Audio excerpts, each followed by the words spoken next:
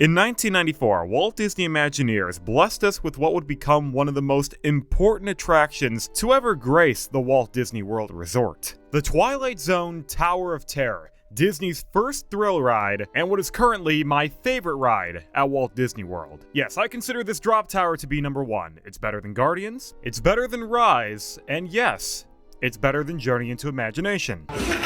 Born from a competitive side of Disney that is kind of lost today, the Tower of Terror was mainly constructed as a reactionary ride to the newly formed Universal Studios down the road. Disney in the 90s, they knew they had to adapt to a whole new market, a market that started catering to high thrill rides. However, Disney, they were not prolific enough in this market. Back then, whenever you visited Walt Disney World, the only rides that you expected to go on were boat rides and omnimovers. Basically, anything that was slow moving. Disney, they have tried tapping the well with the thrill ride editions, like when they debuted Space Mountain back in the 70s. However, that ride, it's more family thrill, and it only goes 20 miles an hour. That's a speed that I can achieve in my suburban neighborhood. Plus, if the ride wasn't rough, it would be boring. Tower of Terror, on the other hand, it bridged the gap. Disney, they were finally starting to construct rides for an older demographic, while still also abiding by the family-friendly quota. However, just because kids can ride Tower of Terror, that doesn't mean that they always will. This is still probably the most terrifying attraction at Walt Disney World for most guests. I've ridden this ride for years, and I've seen my fair share of kids bawling their eyes out before they step foot in the elevator. Same with young adults. I've seen a good amount of 20-year-olds who get misty eyes before they hop on this thing. However, in their situation, it's a lot more sad because,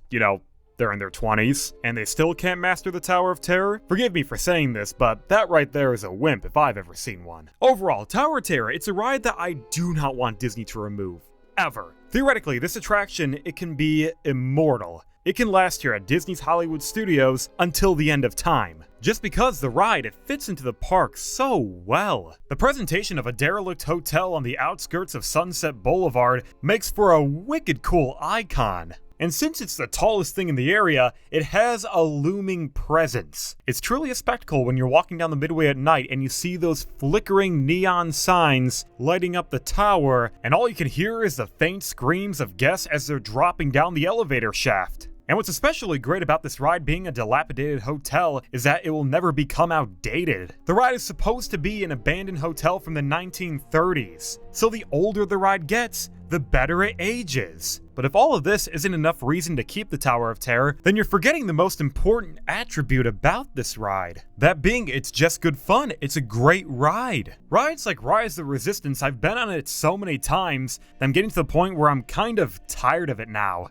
The story just doesn't do it for me anymore. But Tower of Terror, I can walk through the lobby 1,000 times, rewatch the same pre-show over and over again, and re-ride the tower all day, and I will never get bored. Tower of Terror, in my mind, is a perfect attraction. It has great dark ride elements, great storytelling, and it has thrills. I get butterflies in my stomach every single time I ride. And normally that kind of feeling, it fades over the years. Whenever I go on something too many times, the feeling just becomes numb to me. But this is one of the few attractions where it can replicate the exact same experience. So you can imagine how soul-crushing it would be to me if one day Disney, they decided to remove the Tower of Terror. But no, Disney wouldn't do that. Disney isn't known for ripping out or removing iconic attractions just so they can replace it with a brand new Disney IP. Nah, they would never do that. It really hurts to hear that Disney, they do not have any sacred cows. They don't have any sentimental bias towards any attraction at their parks. It doesn't matter if a certain ride has been an iconic staple at one of their locations for decades. Disney, they will still be more than willing enough to bring down the hammer and either demolish or retheme that attraction.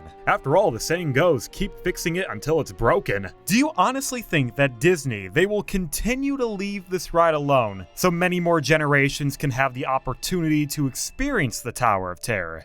Even though this is one of the most popular and best attractions that Disney has ever done, and it fits in beautifully with the harmony of Hollywood studios, that doesn't matter. Disney, they don't give a damn. They would have 100% rethemed Tower of Terror because of one simple truth. They don't own the entirety of the Tower of Terror. After all, the Tower of Terror, it is themed to the Twilight Zone, and the Twilight Zone isn't owned outright by Disney. Oh, the horror. Disney not owning one specific property. Instead, they need a licensing agreement to use a Twilight Zone IP. What a shame. I know it may sound like I'm hyperbolizing the situation. I mean, it's not the biggest deal in the world. Disney, they don't have to own every single IP they use in their parks. In fact, it's perfectly fine if they license out IPs. Just look at a company like Universal. They are veterans in this practice. At a park like Epic Universe, Universal, they only have one IP that is strictly their own, that being the classic monsters. Every other intellectual property is through a third party. Universal, ironically, they're not strictly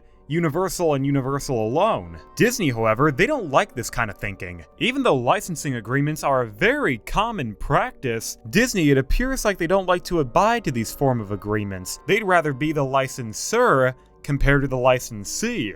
That did not sound right. What I'm trying to get at is that Disney, they would rather have their parks be Disney and only Disney. No outside parties allowed. It would not shock me in the slightest if Disney decided to terminate their agreement with CBS Paramount. Disney, as of late, they've been cutting ties with almost every major IP that they do not directly own. Case in point, rides like Rock and Roller Coaster. That is an attraction based on an IP that they do not directly own, as they do not have the rights to Aerosmith. I think that coaster, it's fine just the way it is. I wish Disney would just renew their contract with Aerosmith. Unfortunately, they are not doing that. They are retheming it to the Muppets. Why the Muppets? Well, it's because they own the Muppets and they don't know what else to do with that IP. Other than Rock and Roller Coaster, there was another ride that Disney removed a few years ago because they didn't have complete ownership. That being the Great Movie Ride. And when I say a few years ago, I actually mean 10 years ago, because I didn't realize how long it's been since 2017. Time is getting scary. The Great Movie Ride, that was yet another attraction that utilized a bunch of different IPs. Which makes sense because it was an attraction that was meant to showcase movie history, and most of the movies they incorporated were from other major film studios. I love that ride, and come to think of it, I probably prefer the Great Movie Ride over the Mickey and Minnie's replacement. Mickey and Minnie's is fine, but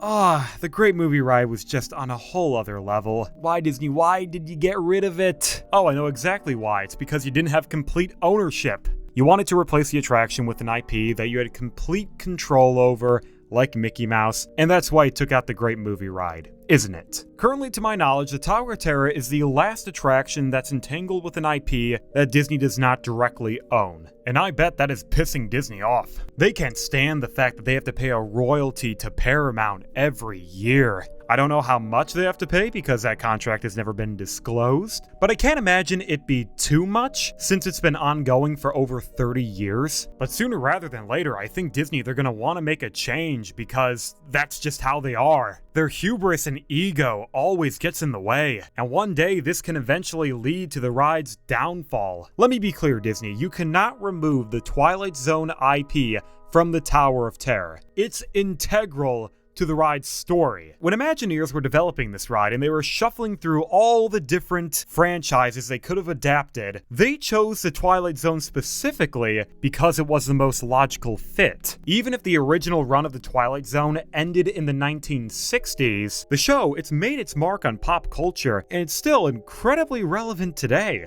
Many of you, I would assume, you have not seen the Twilight Zone before. Most of your knowledge about this franchise probably comes from the Tower of Terror. But I guarantee you have seen at least one reference from the show somewhere in pop culture. Because a lot of story beats and plot lines in most media today can be traced back to the Twilight Zone. Don't believe me? Well, one of the most recognizable and consistent adaptations of the Twilight Zone has been done in The Simpsons. You know the Treehouse of Horror specials? A lot of the segments from those episodes are straight up beat by beat recreations of Twilight Zone episodes. That's weird. It's like something out of that Twilighty show about that zone.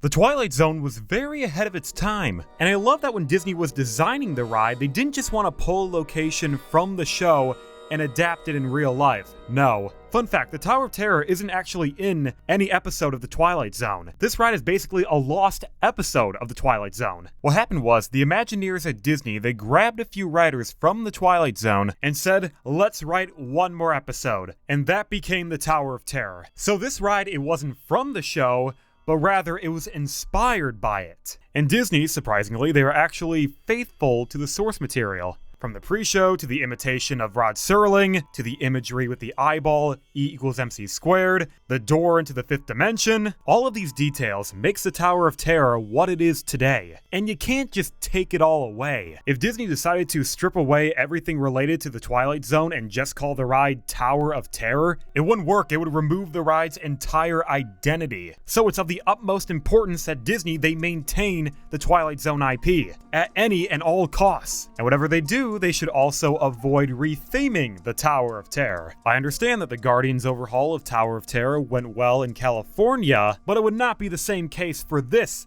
Tower of Terror. If you retheme Tower of Terror to any other IP, then you would also have to retheme all of Sunset Boulevard. This whole midway was actually developed specifically for the Tower of Terror. Imagineers knew they had to put this nearly 200-foot tall building at the end of a street so they can give it more of a presence. Do you think if Disney rethemed the Tower of Terror to some other IP, it would fit in at the end of Sunset? What if they rethemed Tower of Terror to, I don't know, Inside Out? Ugh, oh god, that would look awful. Disney, they need to prioritize the thematics of Hollywood studios. Tower of Terror, Sunset Boulevard, and Hollywood Boulevard, they all already complement each other well, and it would be a shame if Disney messed it all up. Even a ride like Rock and Roller Coaster complemented Tower of Terror well. Actually, no, I'm lying, it didn't. Rock and Roller Coaster doesn't exactly fit in with 1930s Hollywood. But it's better than Muppets. I still don't know what they were thinking with that. At the end of the day, I don't see Tower of Terror leaving in the immediate future. Will it happen one day, though?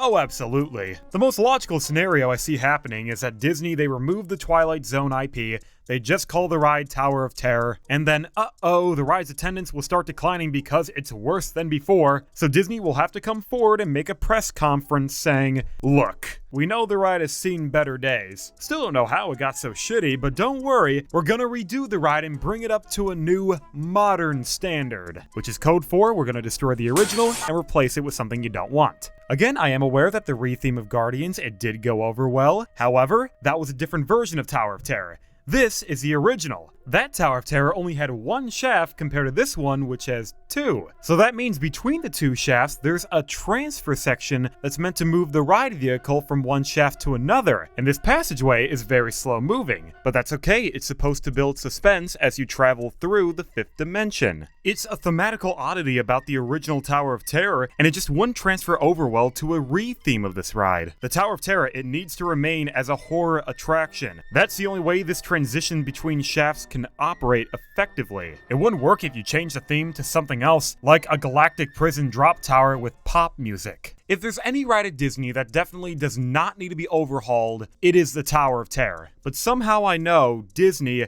they're gonna mess up this ride one day.